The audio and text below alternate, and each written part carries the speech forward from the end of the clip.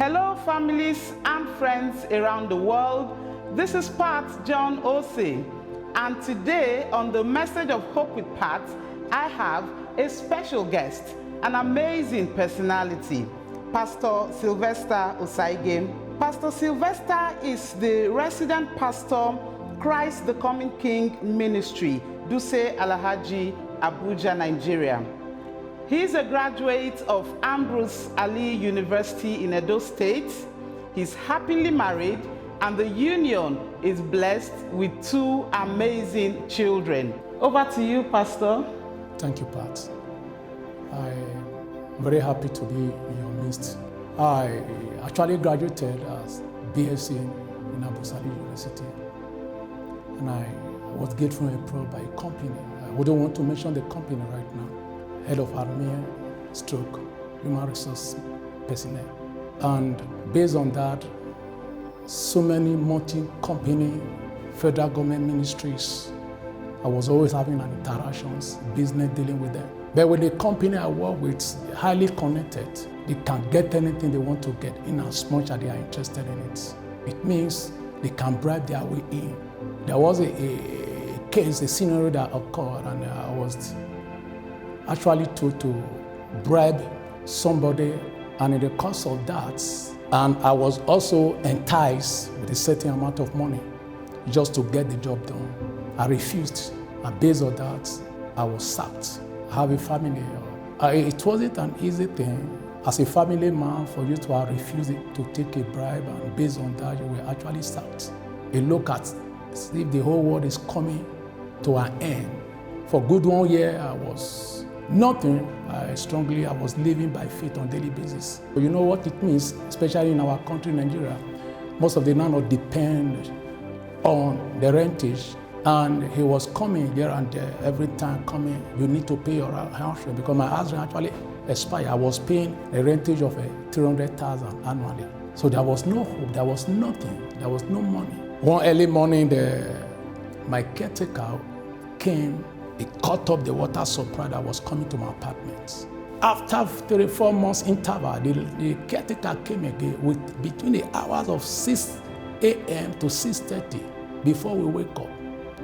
He came to my apartment, and the carpenter clamped the roof and removed the roof, my bedroom and my sitting room. It was not funny because the way I was staying is a place that anybody that passes by will know something is happening here. I was humiliated, I was mocked. And one day, the landlord came with a new caretaker, and my roof was removed for more than a month. It was a mockery. I was given a quick notice to leave within 7 days. There is no money to get an apartment. There is no money to pay. And my wife was crying. My children was not going to school. On one fateful day, they came. I was asked to leave. And I called a friend. I said, we just need to leave this place. I don't know where I'm going to. I don't know where I'm going to sleep that very day. I packed all my things. You know, it was then I informed my pastor, said, this is what I'm passing through. Before he knew what was going on, all my property and everything was taken up from my apartment. That particular day, my wife cried. My little children were crying. But there was no tears, I was not crying outwardly. But inwardly, I was crying. Packed all my things, we went to my church uncompleted building where there is no window, nothing was inside. And I packed all my things inside that place. But there was no place I am going to sleep. I called a friend and he gave me 10,000 that night. I went to a hotel. A night is 2,005 and 3,000 between 2,000 and 3,000. I begged them. They allowed me to pay 2,000. I was there for 3 weeks. The 3rd week, I couldn't even pay. Then my wife called me that the manager of the hotel has asked us to leave. Where are we going to? I just called a brother in the church. I said, my wife is coming to your place.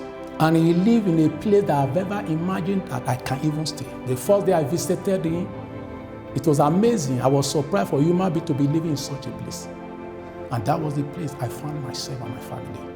And I decided not to sleep there because he's a young man, he's not yet married, and kind of inconvenience. But I just needed a place where my wife and my children could quietly sleep. I went to the church. I was sleeping in the church. And when I got told, I was believing to eat something. Because she told me there's some Gary I told for me to sleep. And when I got there, I discovered that there was nothing to me to eat. For the past 3 days, I have not eaten. I looked up. I was sleeping. I couldn't sleep. I wake up within the hours 11:30 p.m. I went to a security man in my church. I went to security. I said, I needed to eat something. That night, the security man gave me a cup of Gary to sleep. The following day, I was there, and a heavy rain fell. The flood entered the room we were staying. My kids, my children, there was nothing to do.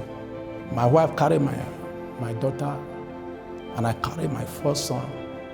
The whole house was filled with flood. After the rain, I decided that was around that 1:30 to 4 a.m. 1:30 a.m. to 4 a.m. I was walking in that room. I was sleeping in the church for a good 5 to 6 months. I was sleeping on the floor. And I told my senior pastor, this is what we are passing through. And they gave me a certain amount of money for self-contained an apartment, just a room, toilet, and kitchen inside. A friend had of it, and a friend sent me another 200,000, making 100,000, making it 200,000. I was just discussing with the brother, saying, no, I cannot take an apartment of 150. Then my property will still be outside. He said, then you need to just get a land. I said, land? To do what? 200,000 to get it? He said, yeah, you can get a land. And I went to my wife, I discussed, I don't really know. And she agreed that we should all get the land. And we went and we bought a land of 200,000. Buy the land, and where are you going to stay? And I was sleeping in the church. He was still there, sleeping in that place. The amazing thing, after 3 months, there was nothing. Nothing was happening in that plot of land. And before you know, money started coming. Friends started coming, calling me. I just learned you bought a land. I started the building. It got to a little level. So many things, money was coming here and there. Friends were calling me. What the next thing is to roof. Because I've never had experience about building. I don't know what it takes. I never knew to even roof a house. It's more expensive than buying the land. I needed to roof that house. Between the hour of 6 to 10 a.m., somebody called me. Say, Pastor, I sent you 150,000.